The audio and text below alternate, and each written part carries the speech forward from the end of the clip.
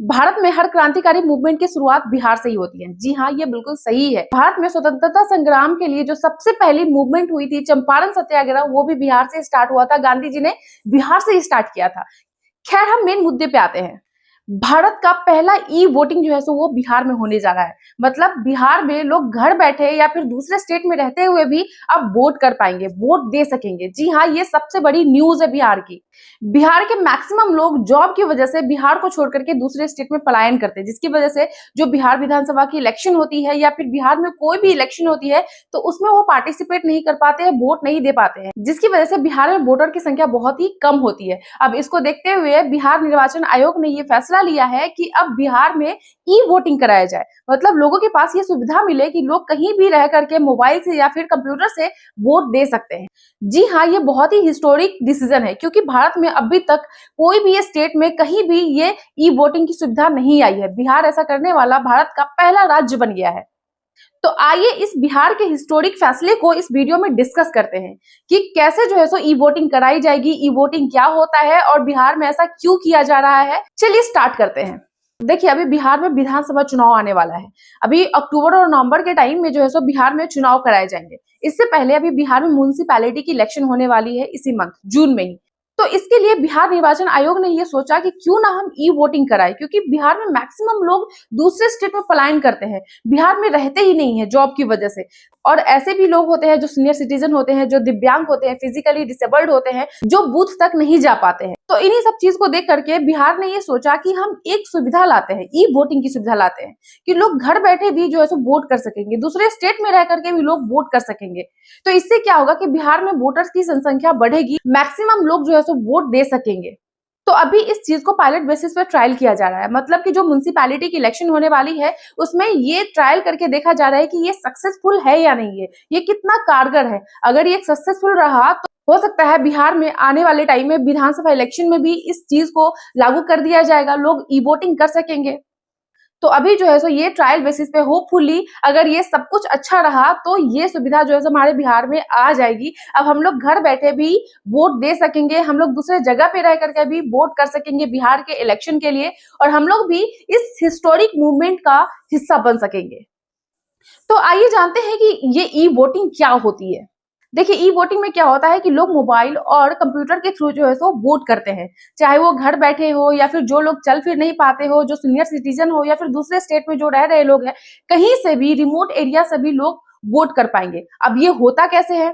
अगर आपके पास फोन है तो आप प्ले स्टोर में जाकर के, अगर आपके पास एंड्रॉइड का फोन है तो आप प्ले स्टोर में जाकर के ये एप्लीकेशन आप डाउनलोड करोगे, कि ऑनलाइन ई वोटिंग का जो एप्लीकेशन आता है उसको डाउनलोड करोगे, उस पर अपना रजिस्ट्रेशन करोगे, उसमें मोबाइल नंबर दोगे। उसके बाद जब आपका रजिस्ट्रेशन हो जाएगा तो लाइव सेल्फी होती है, लाइव सेल्फी लेकर के आप उस पर अपलोड करेंगे, और जो आपका वोटर आईडी कार्ड है वो भी अपलोड किया जाएगा, और सभी जानकारी को अप्रूव किया जाएगा कि ये जो वोटर है ये सही है कि नहीं है, जो वोट कर रहा है वो जीवित है या फिर मर चुका है। उसकी सारी जानकारी जब सही होगी तभी जो है सो ये वोट वैलिड होगा, और ये प्रक्रिया पूरी तरह से ट्रांसपेरेंट होगा और सिक्योर होगा। तो इस पूरे प्रक्रिया को ई वोटिंग कहते हैं, और इस तरीके से आप बिहार में ई वोटिंग कर सकते हैं। और सबसे बड़ी बात है कि 2025 में बिहार की तो लॉटरी ही लग गई है। आए दिन बिहार में सबसे अच्छा चीज हो रहा है। बिहार में एयरपोर्ट बहुत अच्छा बन गया, बिहार की सड़कें, ओ माय गॉड क्या कहना। मतलब बिहार की सड़कें तो इतनी अच्छी है कि अब लोग कहने लगे हैं कि इंडिया में अगर सबसे अच्छा सड़क की पोजीशन है तो वो बिहार की है। सच में अभी बिहार में जो डबल डेकर ब्रिज बना है वो बहुत ही खूबसूरत है। उसके बाद मीठापुर मोहाली एलिवेटर रोड जो है वो भी बहुत ही खूबसूरत बना है, और धीरे धीरे जो बिहार का डेवलपमेंट हो रहा है वो सच में बहुत अच्छा हो रहा है। पटना एयरपोर्ट को इतना खूबसूरत बना दिया गया है कि आपकी नजरें वहां से नहीं हटेगी। तो बहुत सारी चीजें ऐसी हैं जो बिहार में डेवलप हो रही है। बिहार में खेल गांव बनने जा रहा है पुनपुन में, जो कि 100 एकड़ में फैली हुई है। मतलब बिहार में अब स्पोर्ट्स विलेज बनने जा रहा है। पुनपुन के साथ 5 अन्य जगहों पे भी स्पोर्ट्स विलेज बनाया जाएगा।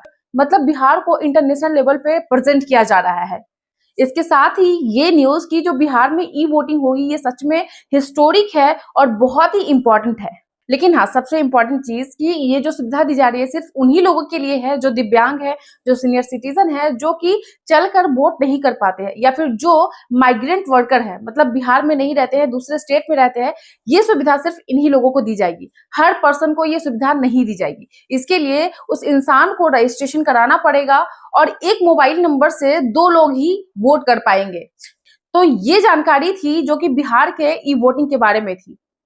अभी तक पूरे इंडिया में जो इलेक्शन होता है वो ईवीएम के थ्रू होता है, और बहुत सारे पॉलिटिकल पार्टी बहुत तरह की बातें करते हैं कि ईवीएम सिक्योर नहीं है, ईवीएम में धांधली होती है, फर्जीवाड़ा होता है, इसमें यहाँ पे वोट मैनिपुलेट किया जाता है। तो बहुत सारे इल्जाम जो है सो ईवीएम पे लगते आ रहे हैं। अब ऐसे में अगर ई वोटिंग कराया जाएगा, लोग मोबाइल से वोट देंगे, तो हो सकता है कि ये सिक्योर हो और ये जो है सो वैलिड हो, यहाँ पे कोई फर्जीवाड़े का आरोप नहीं लग सकता है। लेकिन हाँ, हर चीज में गलत और सही होता है। इसमें क्या कंट्रोवर्सी हो सकता है कि देखिए, अगर कोई घर है जहां पे वोटिंग की जा रही है, तो घर का एक मुखिया होता है, गार्जियन होता है। तो हो सकता है कि जो गार्जियन जिस पॉलिटिकल पार्टी के पक्ष में है उन्हीं को वोट देंगे, और जो बाकी मेंबर है उसको भी ये कन्विंस करेंगे कि नहीं, तुम उसी पार्टी को वोट दो। और क्योंकि आप मोबाइल से वोट करेंगे तो हो सकता है गार्जियन वहां पे मौजूद हो और उनके सामने में आपको वोट करना है। तो फिर ऐसे में क्या होगा कि जो गार्जियन की सोच है, जो गार्जियन जिस पार्टी को सपोर्ट करते हैं उसी को आपको वोट देना पड़ेगा। तो इसकी वजह से कहीं ना कहीं इसमें नाइंसाफी होगी। अभी तक क्या होता था कि आप जो है सो ईवीएम वोट देने जाते थे, तो जिस रूम में आप वोट देते थे उस रूम में कोई भी मौजूद नहीं होता था।